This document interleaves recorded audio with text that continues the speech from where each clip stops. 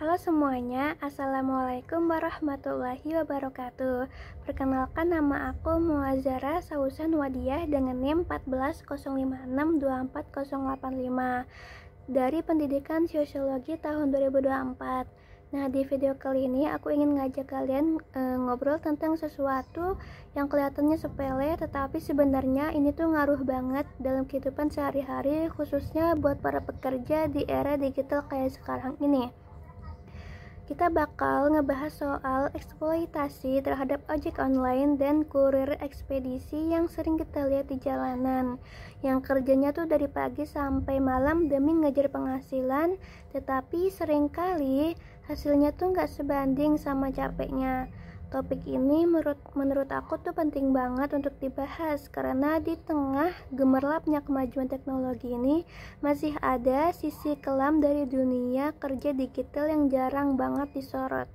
Dan untuk memahami semua ini, aku bakal pakai kerangka dari teori Karl Marx yang mungkin udah sering kalian dengar.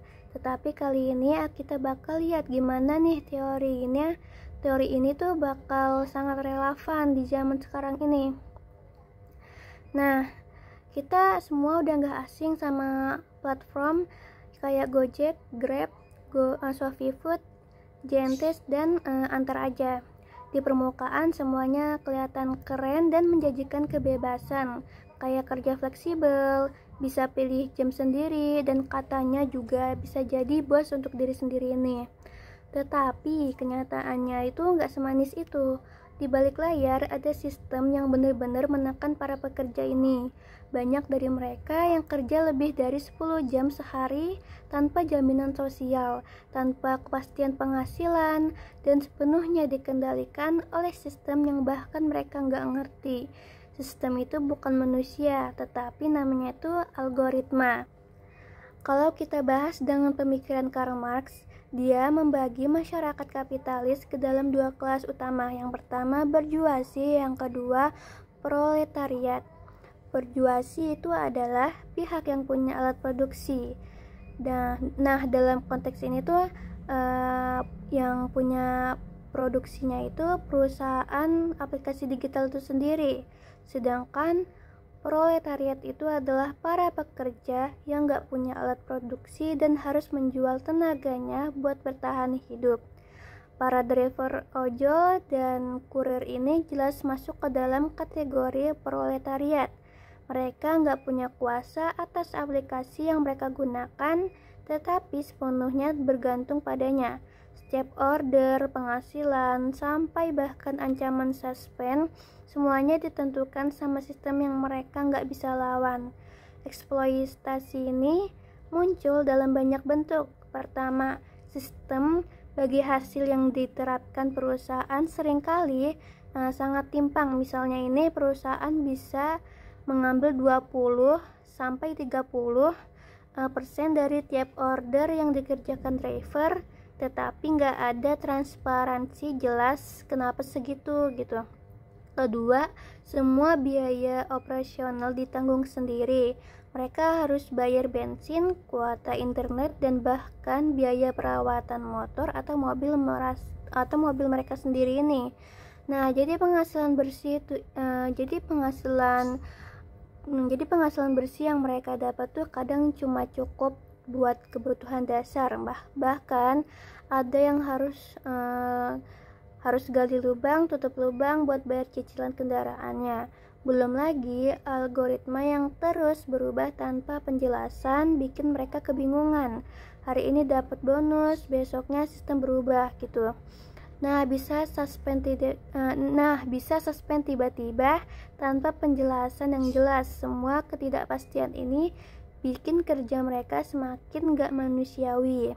Untuk gambaran lebih nyatanya, aku mau nunjukin dua contoh video TikTok yang aku temuin. Yang pertama itu dari akun Kang Burhan ini. Karena videonya panjang, jadi aku tarik kesimpulannya itu dia cerita gini, kalau udah narik GrabCar Premium selama 12 jam penuh. Tapi pas dihitung-hitung, uang bersih yang dia dapat cuma sedikit banget karena harus dipotong bensin, makan, dan keperluan lainnya. Sementara potongan dari perusahaan tetap jalan. Bayangin aja nih, kerja dari pagi sampai malam tapi cuma cukup buat bertahan hidup, bukan buat sejahtera. Terus ada juga video dari akun But True Story yang nunjukin kekecewaannya driver ojol karena bonus hari raya yang dijanjikan ternyata zong banget. Di kolom komentarnya banyak driver lain yang bilang mereka ngalamin hal yang sama, dijanjikan ini itu tetapi ujung-ujungnya zong juga. Dari sini kelihatan jelas banget kalau sistem ini tuh nggak berpihak kepada pekerja. Kalau kita tarik ke konsep Marx yang lain, ada juga yang namanya alienasi. Apa itu alienasi? Alienasi adalah kondisi ketika pekerja terasing dari proses kerjanya sendiri. Para driver ini nggak bisa nentuin order apa yang mereka mau ambil, harganya berapa, atau jam kerja mereka secara benar-benar bebas. Semua tuh udah diatur sama sistemnya. Mereka bukan lagi manusia bebas, tetapi lebih mirip mesin hidup yang harus terus bergerak. Mereka kerja tetapi nggak pernah ngerasa hasilnya punya mereka. Ini alienasi yang dalam banget dan nyiksa secara mental juga. Yang bikin makin nyesek itu perusahaan ngasih status mitra ke mereka. Kelihatannya sih keren, kayak setara gitu, tapi kenyataannya itu status ini dipakai supaya perusahaan gak perlu ngasih hak-hak dasar kayak BPJS, THR, cuti, atau jaminan kerja lainnya. Padahal para mitra ini tetap harus nuntut sama semua aturan perusahaan. Bahkan target dan sanksi pun tetap berlaku. Jadi ini tuh bentuk penindasan baru yang dibungkus dalam istilah keren.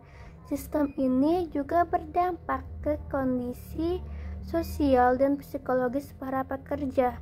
Bayangin nih, harus kerja dari pagi sampai malam tanpa kepastian pendapat sambil terus dikejar target dan algoritma. Banyak dari mereka yang ngerasa stres, capek mental, bahkan sampai kehilangan solidaritas sesama driver. Karena sistem bonus dan insentif yang kompetitif, mereka jadi saling bersaing, bukan saling mendukung. Ini tuh bikin perjuangan bersama susah banget tumbuh karena semua dipaksa fokus ke diri masing-masing. Menurut aku ini harus ada perubahan nyata. Pemerintah perlu turun tangan buat bikin regulasi yang tegas soal hubungan kerja digital ini. Status mitra harus dikaji ulang, dan pekerja digital perlu diakui sebagai pekerja tetap dengan semua hak-haknya. Selain itu, perlu dibentuk serikat pekerja digital supaya mereka bisa punya kekuatan buat negosiasi, buat saling dukung, dan buat ngelawan ketidakadilan bareng-bareng. Kita sebagai masyarakat juga punya peran. Jangan cuma nikmatin layanan mereka aja, tapi juga harus dukung perjuangan mereka lewat kampanye, petisi, atau minimal dengan lewat empati ke mereka. Intinya, kapitalisme digital ini emang kelihatan modern banget, tetapi ternyata menyimpan bentuk eksploitasi yang baru. Teori Karl Marx yang udah berumur lebih dari ratusan tahun ini masih sangat relevan untuk kasus ini. Selama alat produksi dikuasai segelintir elit, maka para pekerja digital akan terus jadi alat tanpa kendali. Kita harus sadar dan kritis karena kalau didemin terus itu sistem ini bisa makin kuat dan makin menindas. Oleh karena itu, jangan sampai kita terlambat buat sadar hal itu. Oke, mungkin sekian dari saya, kurang lebihnya mohon maaf. Wassalamualaikum warahmatullahi wabarakatuh.